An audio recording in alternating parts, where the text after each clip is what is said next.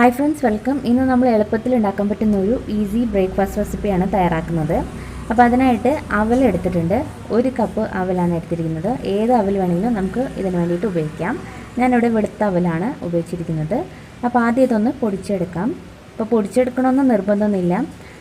പൊടിച്ചെടുത്താൽ കുറച്ചും കൂടി എളുപ്പത്തിൽ നമുക്ക് ഉണ്ടാക്കിയെടുക്കാൻ പറ്റും. അപ്പോൾ നല്ല നൈസായിട്ട് നമുക്കിതൊന്ന് പൊടിച്ചെടുക്കാം. അപ്പോൾ അവൽ പൊടിച്ചെടുത്തിട്ടുണ്ട്. ഇനി ഇതൊരു പാത്രത്തിലേക്ക് മാറ്റാം. ഇനി നമ്മൾ ഈ അവിലൊന്ന് മിക്സ് ചെയ്യാൻ വേണ്ടിയിട്ട് തൈരാണ് എടുക്കേണ്ടത്. നല്ല കുറച്ച് പുളിയുള്ള തൈര് എടുക്കുക. 1.5 കപ്പ് തൈര് വേണം. 1 കപ്പ് അവിലിന് 1.5 കപ്പ് തൈര് എന്ന കണക്കിൽ വേണം നമ്മൾ എടുക്കാനായിട്ട്. അപ്പോൾ അത് കുറേശ്ശെ ഒഴിച്ചിട്ട് നമുക്കിതൊന്ന് മിക്സ് ചെയ്തെടുക്കാം. ഒന്നുകിൽ നമ്മൾ ഇതുപോലെ അവിൽ പൊടിച്ചതിന് ശേഷം തൈരിട്ട് മിക്സ് ചെയ്തെടുക്കാം. അതല്ല സമയം ഉണ്ടെങ്കിൽ അവിലെടുത്തതിന് ശേഷം അതിലേക്ക് നേരിട്ട് തൈര് ഒഴിച്ചിട്ട് ഒന്ന് കുതിരാൻ വേണ്ടിയിട്ട് വയ്ക്കുക. അതിന് ശേഷം അരച്ചെടുത്താലും മതി. അപ്പോൾ ഇതുപോലെ പൊടിച്ചെടുത്ത് നമ്മൾ മിക്സ് ചെയ്ത് എടുക്കുമ്പോൾ പെട്ടെന്ന് നമുക്ക് ഉണ്ടാക്കിയെടുക്കാൻ പറ്റും. അതിന് വേണ്ടിയിട്ടാണ്. അപ്പോൾ കുറേശ്ശെയായിട്ട് തൈര് ഒഴിച്ച് നമുക്കിതൊന്ന് മിക്സ് ചെയ്തെടുക്കാം. വെള്ളം കുറേ വേണ്ടി വരും. അപ്പോൾ ആദ്യം 1.5 കപ്പ് തൈര് ഒഴിച്ച് മിക്സ് ചെയ്തതിന് ശേഷം വീണ്ടും നമുക്ക് കുറച്ച് വെള്ളം ഒഴിച്ച് നമുക്ക് ഇതൊന്ന് മിക്സ് ചെയ്തെടുക്കാം. അപ്പോൾ ഇത് മിക്സ് ചെയ്യുമ്പോൾ കുറച്ച് കട്ട പിടിക്കും. എന്നാലും കുഴപ്പമില്ല, കാരണം നമ്മൾ വീണ്ടും ഇതൊന്ന് അരച്ചെടുക്കണം. അപ്പോൾ ആവശ്യത്തിന് വെള്ളം ഒഴിച്ച് നമുക്കിതൊന്ന് മിക്സ് ചെയ്തെടുക്കാം.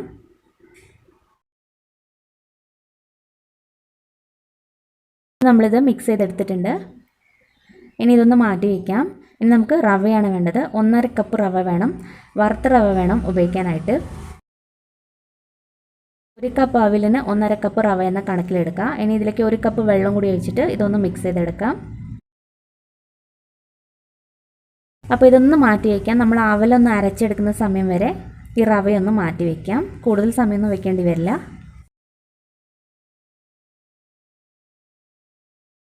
അപ്പോൾ അവൽ അരച്ചെടുത്തിട്ടുണ്ട്. ഇതൊരു ബൗളിലേക്ക് മാറ്റി. അപ്പോൾ ഇതുപോലെയാണ് അരച്ചിരിക്കുന്നത്. ഇനി ഇതിലേക്ക് നമ്മൾ എടുത്ത് വെച്ചിരിക്കുന്ന റവയും കൂടി ഇതിലേക്ക് ചേർക്കാം. ഇപ്പോൾ റവ ചേർത്തിട്ട് ഒന്നെങ്കിൽ കൈകൊണ്ട് മിക്സ് ചെയ്യുക, അല്ലെങ്കിൽ സ്പൂൺ വെച്ച് തന്നെ നന്നായിട്ടൊന്ന് മിക്സ് ചെയ്തെടുത്താൽ മതി. അപ്പോൾ അവലൊക്കെ കുതിർക്കാൻ സമയമുണ്ടെങ്കിൽ നമുക്ക് ആദ്യം അവലും തൈരും കുറച്ച് വെള്ളം കൂടി ചേർത്ത് കുതിർത്ത് വെച്ചതിന് ശേഷം അരച്ചെടുത്താലും മതി. അപ്പോൾ നമ്മൾ നന്നായിട്ട് മിക്സ് ചെയ്തെടുത്തു. ഈ ഒരു പരുവത്തിലാണ് മിക്സ് ചെയ്തിരിക്കുന്നത്. അപ്പോൾ ഇതിലേക്ക് ഉപ്പ് ചേർത്തിട്ടില്ല. ആവശ്യത്തിന് ഉപ്പും കൂടി നമുക്ക് ഇതിലേക്ക് ചേർക്കാം.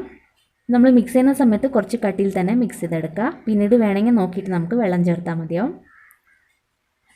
അപ്പോൾ ഉപ്പും കൂടി ചേർത്തതിന് ശേഷം നമ്മൾ ഈ മാവ് ഒന്ന് റെസ്റ്റ് ചെയ്യാൻ വേണ്ടി വെക്കണം. ഒരു 15 മിനിറ്റെങ്കിലും മാക്സിമം റെസ്റ്റ് ചെയ്യാൻ വേണ്ടിയിട്ട് വെക്കാം. സമയം ഉണ്ടെങ്കിൽ നമുക്കൊരു അരമണിക്കൂർ വരെ വെക്കാം.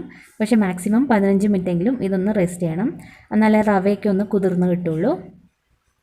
അപ്പോൾ ഇതൊരു 15 മിനിറ്റായി റെസ്റ്റ് ചെയ്യാൻ വെച്ചിട്ട് റവയൊക്കെ നന്നായിട്ട് കുതിർന്ന് വന്നിട്ടുണ്ട്. അപ്പോൾ മാവ് കുറച്ചും കൂടി ഒന്ന് ലൂസായി വന്നിട്ടുണ്ട്.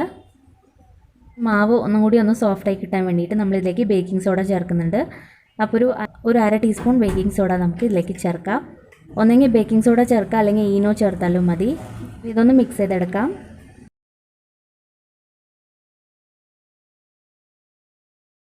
ഇപ്പോൾ ഒരു ഇഡ്ഡലി മാവിൻ്റെ പരുവത്തിൽ നമ്മൾ മാവ് റെഡിയാക്കി എടുത്തിട്ടുണ്ട്. ഇനി നമുക്ക് ഉണ്ടാക്കിയെടുക്കാം. അപ്പോൾ ഈ ഒരു മാവ് വെച്ചിട്ട് നമുക്ക് ഇഡ്ഡലി മാത്രമേ ഉണ്ടാക്കാൻ പറ്റുള്ളൂ. ദോശയൊന്നും ശരിയാവില്ല. അപ്പോൾ ഇഡ്ഡലി പാത്രത്തിലേക്ക് നന്നായിട്ട് ഓയിൽ തേച്ചതിന് ശേഷം നമുക്ക് മാവ് ഒഴിച്ച് കൊടുക്കാം. ഇനി ഇത് അടച്ച് വെച്ച് നമുക്ക് ഹൈ ഫ്ലെയിമിൽ 15 മിനിറ്റ് ഹൈ ഫ്ലെയിമിലിട്ട് കുക്ക് ചെയ്തെടുക്കാം. 15 മിനിറ്റെങ്കിലും വെക്കണം, എന്നാലേ ശരിക്കും ഇത് കുക്കായി കിട്ടുള്ളൂ. ഇതിപ്പോൾ ഒരു 15 മിനിറ്റായി. നമുക്ക് തുറന്ന് നോക്കാം. പിന്നെ ഇഡ്ഡലി ഒരുപാട് അങ്ങ് പൊന്തി കിട്ടുന്നില്ല, ഇങ്ങനെ തന്നെ ഇരിക്കും. പക്ഷെ നല്ല സോഫ്റ്റ് ആയിട്ടുള്ള ഇഡ്ഡലിയാണ്. ഇത് എടുത്തതിന് ശേഷം നല്ലപോലെ തണുക്കണം. തണുത്തതിന് ശേഷം മാത്രമേ എടുക്കാൻ പാടുള്ളൂ, അല്ലെങ്കിൽ പിന്നെ ഒട്ടി പിടിച്ചിരിക്കും, ശരിക്കും കിട്ടില്ല. അപ്പോൾ നല്ലപോലെ തണുത്തതിന് ശേഷം ഇതുപോലെ വിടിച്ചെടുത്താൽ മതി. നല്ല സോഫ്റ്റ് ആയിട്ടുള്ള ഇഡ്ഡലി നമുക്ക് കിട്ടും. അപ്പോൾ ഇതുപോലെ നല്ല സോഫ്റ്റ് ആയിട്ടുള്ള ഇഡ്ഡലി നമുക്ക് പെട്ടെന്ന് തന്നെ ഉണ്ടാക്കിയെടുക്കാൻ പറ്റും. പിന്നെ ചൂടോടുകൂടി തന്നെ എടുക്കരുത്, അത് പ്രത്യേകം ശ്രദ്ധിക്കുക, അല്ലെങ്കിൽ പിന്നെ ഒട്ടി പിടിച്ചിരിക്കും. പ്രത്യേകിച്ച് അവിലും റവയൊക്കെ ആയ കാരണം തന്നെ നല്ലപോലെ തണുത്തതിന് ശേഷം എടുത്താൽ മതിയാവും. സാമ്പാറിൻ്റെ കൂടെയാണ് സെർവ് ചെയ്തിരിക്കുന്നത്. നമുക്ക് ചട്നിയുടെ കൂടെയൊക്കെ കഴിക്കാൻ പറ്റും. നല്ല ടേസ്റ്റിയാണ്. പിന്നെ തൈര് എടുക്കുമ്പോൾ കുറച്ച് പുളിയുള്ള തൈര് എടുക്കുക. ഇതൊന്ന് കട്ട് ചെയ്ത് കാണിച്ചു തരാം. കണ്ടില്ല, നല്ല സോഫ്റ്റാണ്. അതേപോലെ കഴിക്കാനും നല്ല ടേസ്റ്റി ആയിട്ടുള്ള ഒരു ഇഡ്ഡലിയാണിത്. അകത്തൊക്കെ നല്ല സ്പോഞ്ചി ആയിരിക്കും. അപ്പോൾ പെട്ടെന്ന് നമുക്ക് ഉണ്ടാക്കിയെടുക്കാൻ പറ്റുന്ന ഒരു ഈസി റെസിപ്പിയാണ്. അപ്പോൾ ഈ ഒരു റെസിപ്പി എന്തായാലും ഒന്ന് ട്രൈ ചെയ്ത് നോക്കണം. അപ്പോൾ ട്രൈ ചെയ്തിട്ട് നിങ്ങളുടെ അഭിപ്രായങ്ങളൊക്കെ അറിയിക്കുക. അതുപോലെ നിങ്ങൾക്ക് വീഡിയോ ഇഷ്ടപ്പെട്ടാൽ ലൈക്ക് ചെയ്യാനും സബ്സ്ക്രൈബ് ചെയ്യാനും മറക്കരുത്.